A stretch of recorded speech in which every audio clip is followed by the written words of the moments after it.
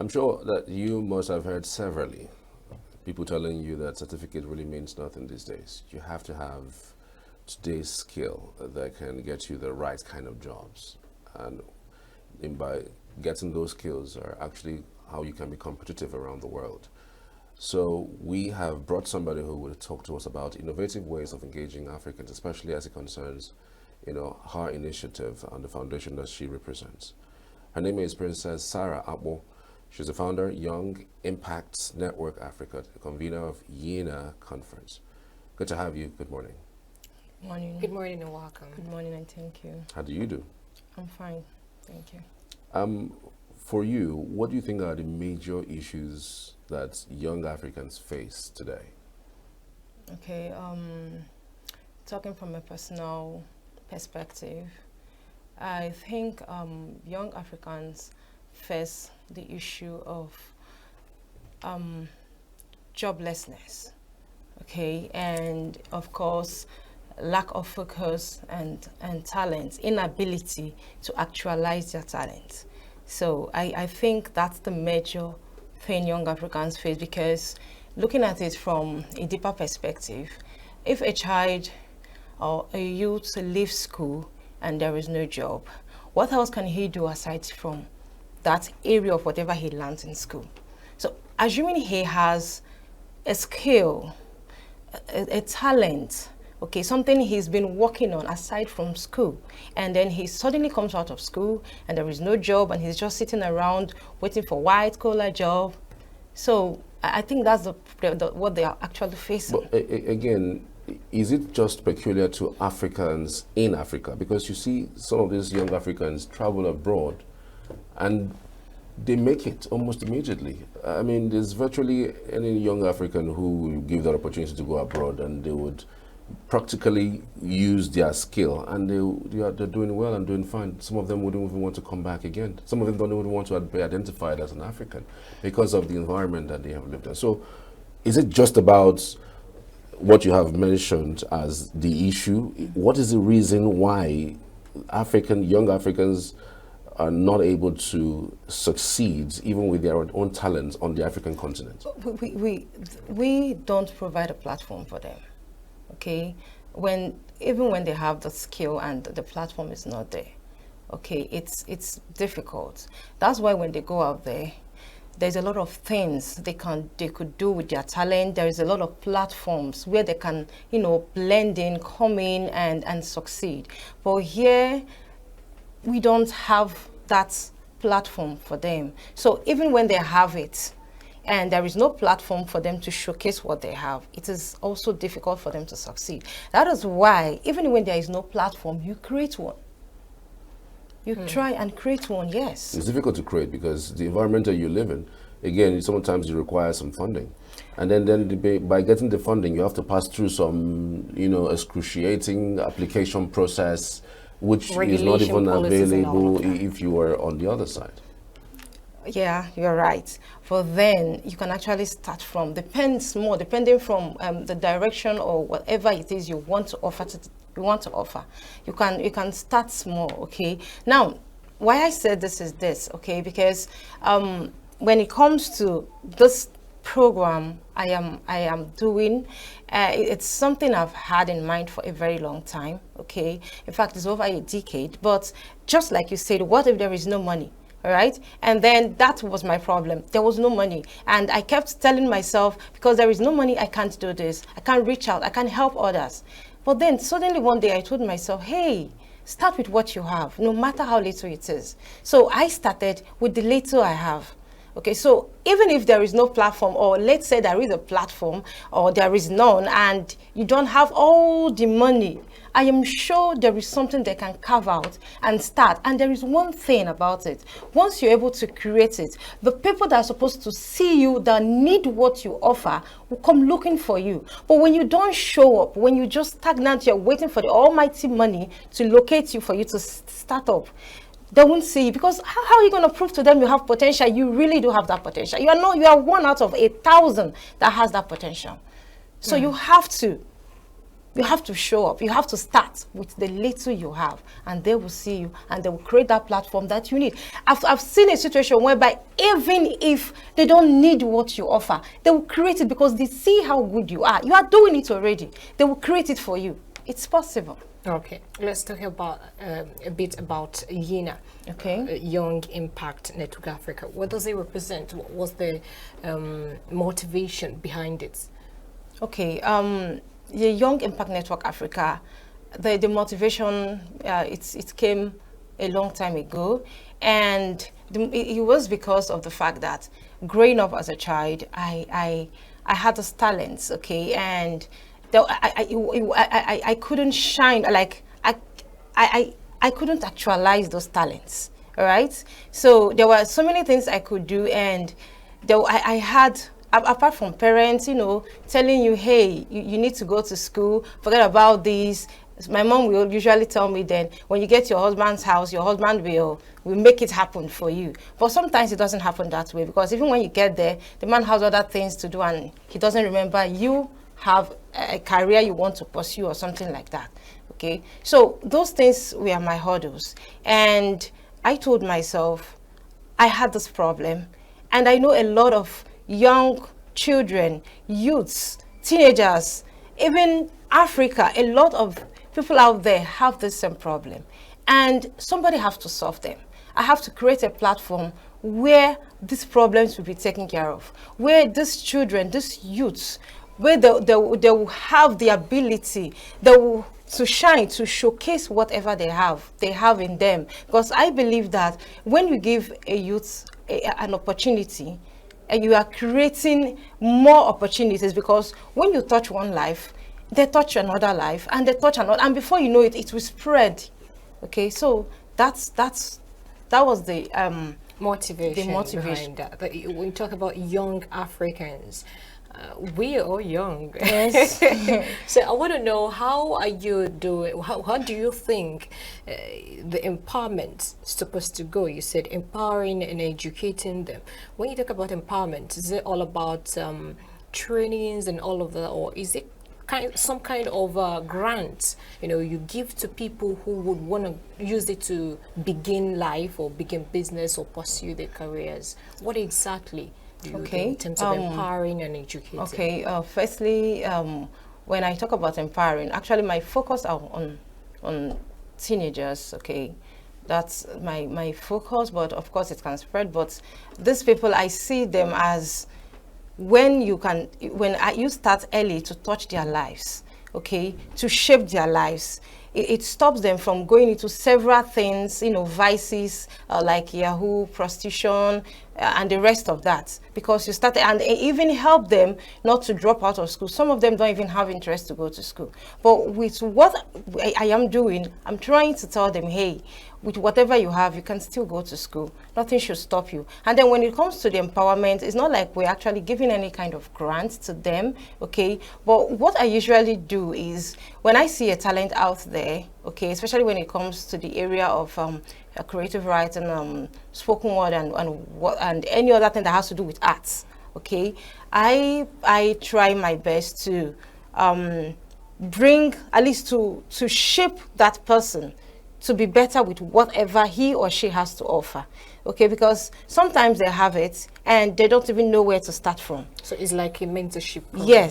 Yes. So I offer them that mentorship, and not just offering them that mentorship, I make sure that they actually actualize whatever it is that they are doing. Let's say that the child or the student is a writer, and all he wants, because his parents doesn't really understand the fact that he has that talent, and he can actually make something out of it. Sometimes they tell you, how can you be a doctor and you also want to be a writer? You have to choose one. So, but when I offer them that mentorship, I also help that that child or that student to get published. Okay, so at least to have something that they will showcase tomorrow and say, hey, I did this. I can't believe I did it, but I did. And it opens more doors, more opportunities for them as they are growing up, even when they leave secondary school. When people graduate, of course, let's talk about graduates now from universities. Okay. Someone has gone to university, studied a particular course, and there is no job, like you mentioned earlier. And what innovation or what innovative ideas do you think we skyrocket the person, we cater for that person's survival out there? Okay. Well, when the person leaves school and there is no job, yeah, there are a lot of innovative solutions out there, like digital solutions. Okay, so the students, the graduates should go into the digital solutions, because currently with the digital age and a lot of things being done with AI and the stuff and other stuff, and of course there is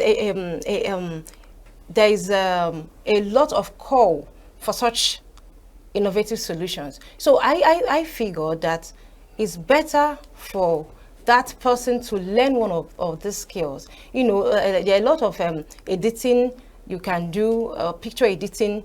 I mean, even with here, looking at this cup now, as you're sitting down, the person will edit it. It will look like if I'm inside the cup or something like that. All these things are talents, okay? They are innovative solutions that people out there will really need as a skill. Okay, there's also web designing, is also innovative skill, digital skill. There are a good number of them.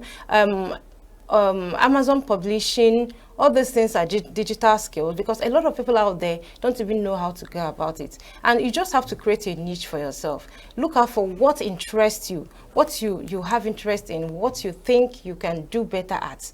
Then learn it. There are a lot of online courses. Okay, you go ahead, you go to Udemy or the rest of that, Skillshare, and learn those courses, and then come out, small.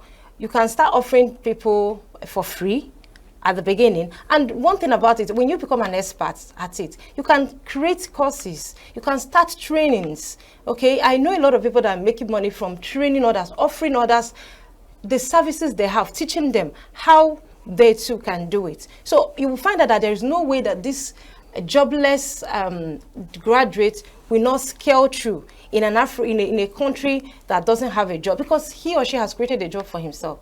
Just all you need to do is that thing you've decided to do, get better at it, okay, and then give it out. People will pay for it. Right. I mean, some persons have become skit makers not because they wanted to become skit makers, Yeah, of but course. because that's the skill that is in demand right now. Yeah. You can imagine someone who is a doctor, supposed to be a doctor, Yes, yeah. studies doctorate, and at the end of the day, he ends up Yeah. doing skit making, Yes. just because it's quicker to make money doing that than staying that long. So I'm just thinking through it, really. These empowerment programs, how far really have they come in really empowering people? I hear this empowerment thing every now and then. Since 2010, you'll be hearing empowerment program. If truly all these empowerment programs have stayed their course and delivered the goods, for crying out loud, by now we should have had more than half of the Nigerian population who are in poverty, out of poverty. But it does not look like we have even achieved anything. Every day we hear numbers of people jumping into poverty, number of people losing their jobs. Does it mean that these empowerment programs don't work? That they don't do it's not practical enough? No, I actually don't think that. I think it has to do with whoever is receiving the empowerment program. It has to do with the person and his or her mindset. Okay, some people attend the empowerment program just because I want to be there. Let me see what these people are doing. And sometimes they don't even believe in it, in what they can get out of it. Okay, sometimes they see it as a task. These people have come again. So, but one thing is about their mindset. The first thing they have to work on is their mindset. Where do I want to be in the next 5 years? Is this something I can really do? Then you put in your all. Okay, so in the area where you mentioned that there have been a lot of empowerment programs and Nigerians are still where they are, and sometimes I also think it has to do with ignorance. Okay, ignorance in the sense that it's not that they don't know that empowerment programs exist, but they don't know the potential of what they can get out of it really. So it holds them back because they don't know and they don't want to know, and they are just stuck there. But then the people that know, that want to know, are moving higher and higher and higher. and they are still stuck there, and then tomorrow you will come and they'll be like, it's like you did juju. There is no juju there. But we've also seen empowerment programs that come out, collect monies from people and disappear. Well, there are people who start an empowerment program, and because, of course, it's supposed to be a mentorship program, they just do it, collect your money, and they disappear. You won't have anybody to follow up on the mentorship through the period that you're supposed to stay. Okay. Because again, sometimes when you start something, you need somebody to keep advising you and keep pushing you in order for you to continue with that cause. Don't you think that some of these empowerment programs also have problems? Okay, in that area, in that aspect, it depends on what the empowerment program offers. Each empowerment program has what it offers. Some of them offer one-on-one mentorship, even after the payment and everything. Some of them, they don't. So it depends on the one. If the one you are going for does not offer that one-on-one mentorship, you don't expect whoever is the coach or the mentor to follow you up. Okay, and some of this empowerment might be a group empowerment program. So usually group empowerment programs, they don't really offer one-on-one. Okay, because let's say they might just say that the cost for this is 20,000 or 10,000 and you are paying for it. But your one-on-one, their one-on-one, because of high profile it is and high in demand it is, it might be up to a 50 or 100,000. And the person might say, I don't want the one-on-one because I can't afford it. Let me go for the group one. So what matters is that, have they delivered? Did they offer, did they give you value? Now, the value they have given you, what are you doing with it? You don't need somebody to push you around to become somebody. It has to come from inside you. I want to become somebody. There is no training that you will receive that is a waste. It all has to do with you. Are you ready to follow through with it? People are tired of this same talk every time. They hear the same thing. They go for seminars. They go for trainings. People are tired. They want to go where they will go and they will receive money. Nobody wants to go where there is no money. I mean, with what is happening in the country right now. And I've not seen any empowerment program that gives you that edge. And then, even if you're not offering money, right? When you come, they take you through this skills acquisition stage from beginning to the end, and you don't have to pay for it. So these are the challenges in this form. Are you trying to tell me that empowering and educating the African youth is just going to be all about talking to them, mentoring them, and then you leave them with what? Okay. Firstly, I want to say this, that there is no free program or free food in Africa. Okay. But what I do with Yina, it's a free program. In fact, I've had a lot of questions coming from different people, including my mom, when I started, because I put in a lot, my money, my time and everything. I should be like, what are you getting at the end of this? You just offer this to people and you don't get anything in return. Okay, and I'll be like, because when I was growing up, I didn't have that foundation. I needed something like this to help me. Maybe I would have gone far, you know, but that opportunity was not there, and I'm ready to offer that opportunity, and I don't care if the money is coming or not. So when it comes to that area, I do not offer, I don't charge the students. In fact, most of the schools I went to, they are like, how much are they paying? There has to be something. Nigeria, no free thing in Nigeria. I say, no, this one is free.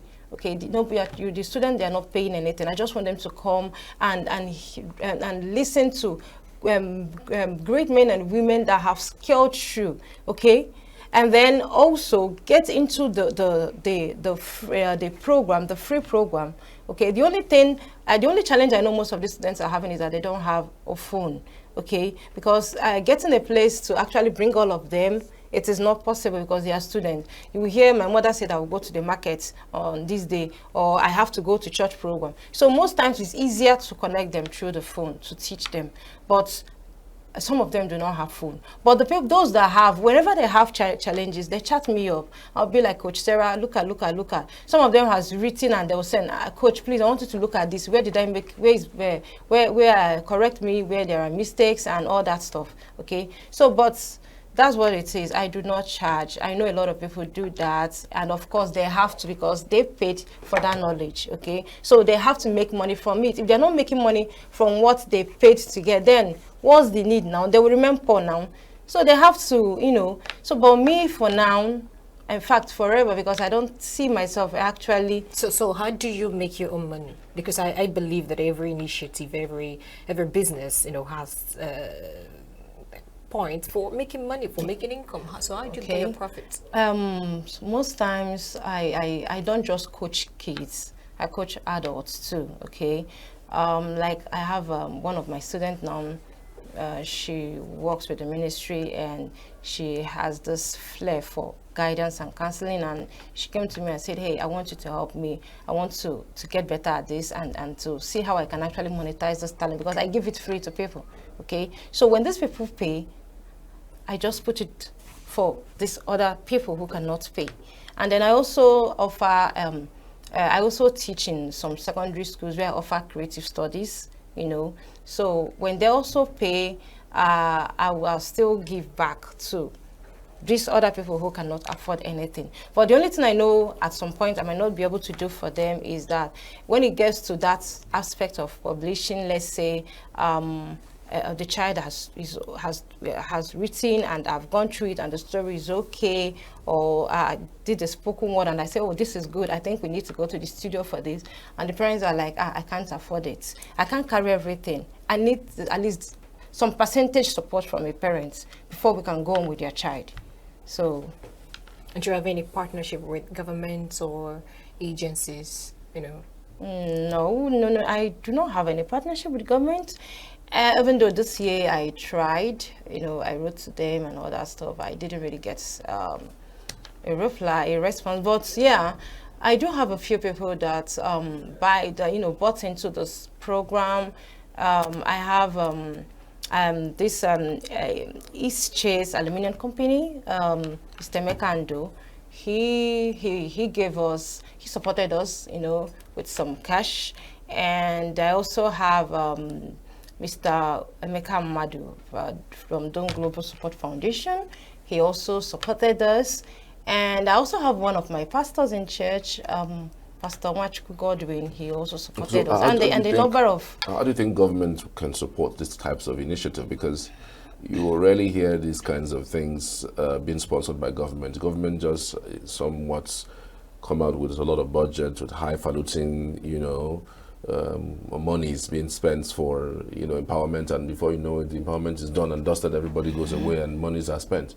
So, but how do you think the government can get involved in empowering youth and actually, putting them through that skill and follow up with that? Because again, it's all about, the follow up. I understand the point you made about you being involved, you wanting to, get that skill and continue with it. But then again, we also need a commitment from the government. How much of government commitments do you think is necessary? Okay, when it comes to government commitments, the first thing is budgeting, and putting the right people, because every opportunity, people find a way to, take something, okay? So putting the right people, the people that actually have the same initiative with whatever the government is trying to put for empowerment. These people are the people that will put in their passion. They wouldn't want to take anything from it. They want to put in their all and follow through with it. So I think when the government finds somebody like this that is ready to do that, then they have to look at the area of the empowerment, okay? If they're empowering the youth on innovative skills, I think each of the participants at least should have a good iPad or a system, because everything they are doing has to be the internet and all that. And then there should be a kind of center where every day, it's not like they are going home. No. They are coming there. There should be commitment.